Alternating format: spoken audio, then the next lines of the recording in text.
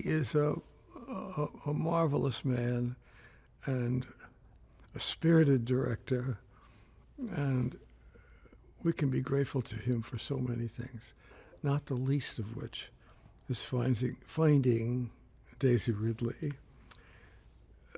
Quite seriously, the cast for number 7 has been and is fabulous. The people that he's brought to it, and the spirit of renewal that he brought to the Star Wars saga. To go back to the beginning of all of this Star Wars business, I mean, the London Symphony, who contributed enormously to the energy and the sound of what Star Wars has been. An anecdote which probably will only interest those members in the orchestra at London, but the first day we did Star Wars with the big high C that starts it was the first day that a trumpeter called Maurice Murphy had been admitted as a member to the London Symphony Orchestra. So the first service he did with the London Orchestra was Star Wars recording number 1, and he came into the stage and blew that top C, which sort of blew the world's head off. And he's no longer with us, I'm sorry to say, but the story illustrates what energy and virtuosity that these orchestras bring to films in general.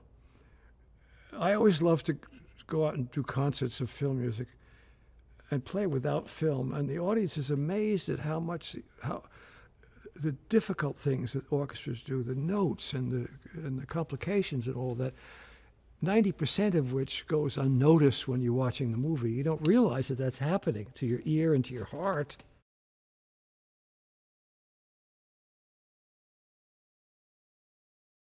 With Ray's theme, I can treat it in the orchestra so that it's in a more grown-up way, which we tried to do.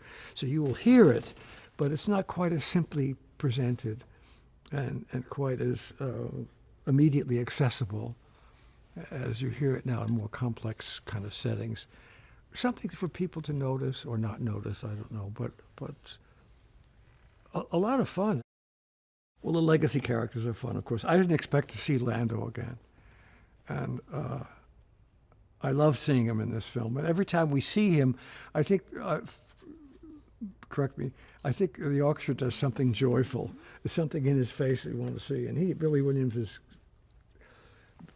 he made a picture with Diane Ross some years ago about Billie Holiday where he was very young and very gorgeous. And he still is, he's still a dream.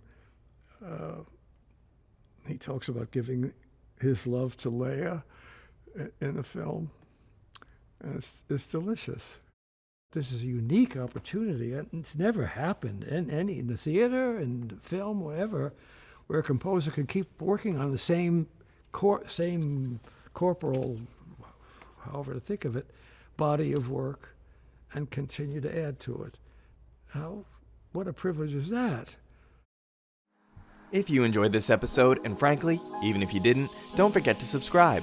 And if you want to help spread the word, please give this video a thumbs up and tell your friends to subscribe. Please check out the official Star Wars Coffee merchandise, and don't forget to check out all of the content playlists on this channel, including The Rise of Skywalker, The Mandalorian, and much more.